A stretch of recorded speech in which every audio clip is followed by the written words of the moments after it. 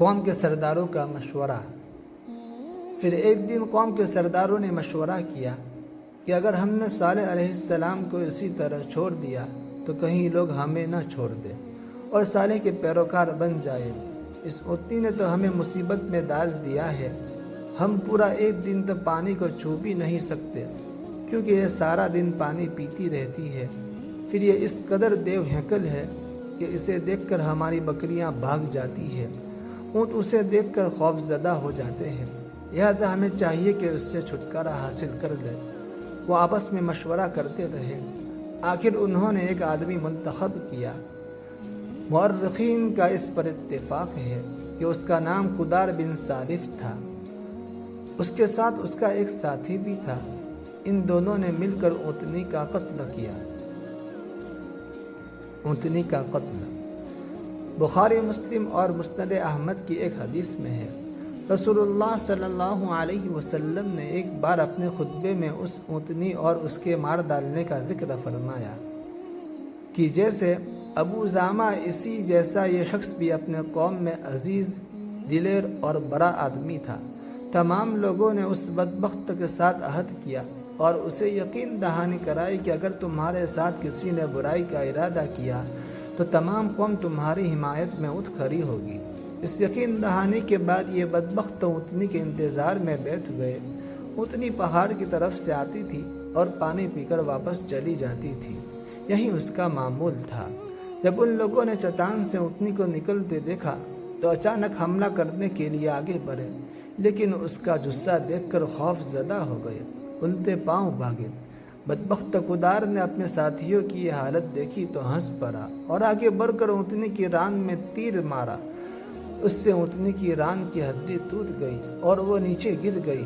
پھر اس ظالموں نے اپنے ساتھیوں کا آواز دی اور آگے بڑھ کر اونٹنی کی پونچھیں کاٹ دی۔ اونٹنی کے بچے کا قتل۔ اونٹنی پر حملہ ہوتے ہی اس کا بچہ بھاگ نکلا تھا۔ وہ پہاڑ کی چوٹی پر چڑھ گیا، 3 مرتبہ بلبلایا۔ یہ بدبخت اس کے پیچھے بھاگے اور آخر اسے بھی قتل کر دیا۔ پھر تمام بستی والے جمع ہوئے، اونٹنی اور اس کے بچے کا گوشت تیار کیا اور مزے کے ساتھ اس کو کھایا۔ اس جرم میں ان سب نے شرکت کی، البتہ جو لوگ صالح علیہ السلام پر ایمان لے آئے تھے وہ الگ تھلگ رہے۔ صالح علیہ السلام کو جب یہ خبر ملی تو وہ گھبرائے ہوئے اونٹنی کے پاس پہنچے۔ اونٹنی بے جان پڑی تھی، اس کا بچہ بھی بے جان تھا۔ لوگ ان کے ارد گرد جمع تھے اور ان کا گوشت کھا رہے تھے۔ اس وقت صالح علیہ السلام نے ان سے کہا کہ اچھا تم 3 دن تک اپنے گھروں میں رہ سہ لو، یہ وعدہ جھوٹا نہیں ہے، مطلب یہ ہے کہ تمہیں صرف 3 دن کی مہلت ہے، اس کے بعد تم سب کے سب ہلاک کیے جاؤ گے۔ وہ صالح علیہ السلام کی بات کو رد کرتے ہوئے انہیں دھمکیاں دینے لگے کہ جن عذابوں کا تو ہم سے وعدہ کر رہا ہے، اگر تو سچا ہے تو ان کو ہم پر نازل کر دے۔ حضرت صالح علیہ السلام کو مارنے کی کوشش۔ اونٹنی کے قتل کے بعد قوم کے سرداروں نے ایک جگہ جمع ہو کر مشورہ کرنے لگے کہ آج رات صالح کو بھی مار ڈالتے ہیں۔ صالح علیہ السلام کا گھر پہاڑ کی بلندی پر تھا۔ یہ فسادی لوگ ابھی اوپر چڑھ ہی رہے تھے کہ زمین حرکت کرنے لگی۔ ایک چٹان اوپر سے لڑکتی ہوئی آئی اور ان تمام کو پیس کر رکھ دیا۔ کافروں پر اللہ کا عذاب۔ ان 9 فسادی لوگوں کی ہلاکت کے ساتھ ہی اللہ کے عذاب کی ابتدا ہو چکی تھی۔ چنانچہ صالح علیہ السلام نے اپنے ساتھیوں کے ساتھ اس بستی کو چھوڑ دیا، یعنی وہ ہجر کے علاقے سے نکل گئے۔ صبح ہوئی تو لوگوں نے ایک عجیب منظر دیکھا۔ قوم سمود کے تمام لوگوں کے چہرے زرد پڑ چکے تھے، وہ سب رونے لگے کیونکہ عذاب کے آثار شروع ہو چکے تھے۔ دوسرے دن تمام لوگوں کے چہرے آگ کی طرح سرخ ہو گئے اور تیسرے دن تمام کے چہرے سیاہ ہو چکے تھے۔ اپنی حالت دیکھ کر سب لوگ رونے اور چیخ پکار کرنے لگے، اپنی قبریں کھودنے لگے۔ جب انہیں یقین ہو چکا تھا کہ عذاب کا وعدہ برحق تھا، اللہ تعالیٰ نے انہیں پہلی قوموں کی طرح ایک قسم کا عذاب نہیں دیا تھا۔ جیسے قوم نوح کو صرف طوفان کے ذریعے ہلاک کیا، قوم عاد کو صرف طوفانی ہوا کے ذریعے ہلاک کیا، لیکن قوم سمود کو اللہ تعالیٰ نے طرح طرح کے عذابوں سے دوچار کیا، اس لیے کہ انہوں نے اپنی مطلوبہ شرط پوری ہونے کے باوجود ایمان قبول نہیں کیا تھا۔ عذاب کی ابتدا زلزلے سے شروع ہوئی، زمین حرکت کرنے لگی، اس کی وجہ سے وہ لوگ اپنے گھروں میں اوندے کے اوندے پڑے رہ گئے، ان میں اٹھنے کی طاقت تک نہ رہی۔ پھر آسمان میں سخت کڑاکا ہوا، اس کی ہولناک دہشت انگیز چنگاڑ نے ان کے بیجے پھاڑ کے رکھ دیے، ایک ہی لمحے میں ایک ساتھ وہ سب دیر ہو گئے۔ دوسری طرف صالح علیہ السلام اور ان کے ساتھیوں کو اللہ تعالیٰ نے اپنی رحمت سے نجات عطا کری۔ اس قوم کے آثار آج تک باقی ہے۔ مدینہ منورہ کے شمال مغرب میں ان کے گھر موجود ہے۔ اب یہ علاقہ مدائن صالح کے نام سے مشہور ہے۔ حضرت صالح علیہ السلام کی وفات۔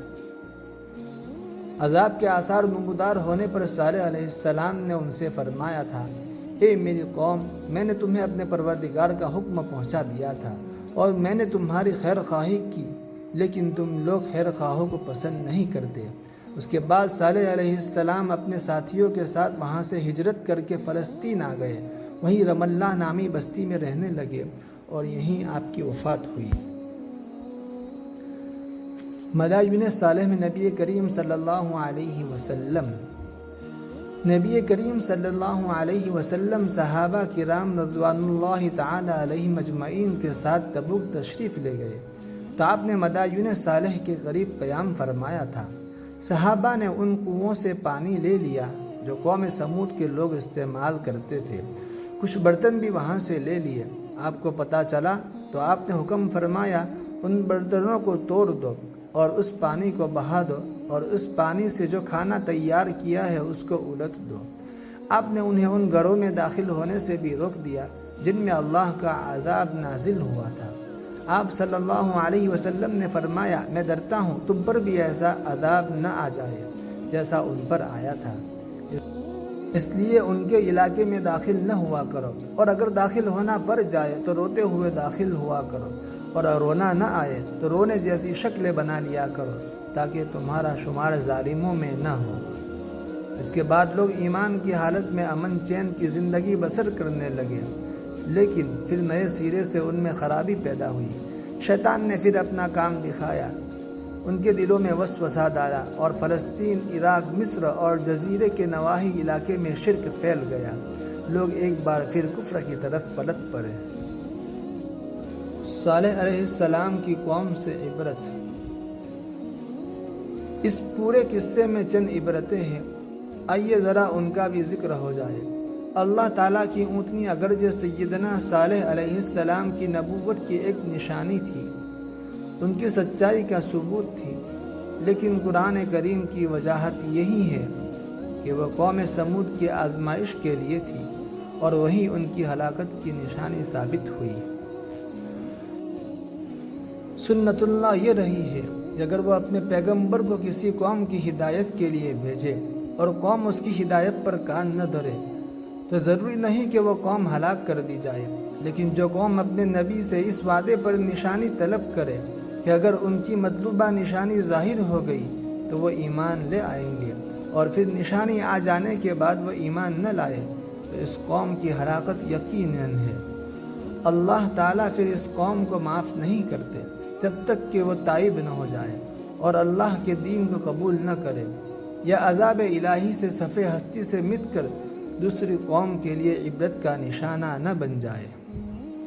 یہ تھا حضرت صالح علیہ السلام کا واقعہ۔ دوستو، آپ کو یہ واقعہ پسند آیا ہو تو ویڈیو کو لائک کیجیے اور ہماری چینل کو سبسکرائب کیجیے۔ اللہ حافظ۔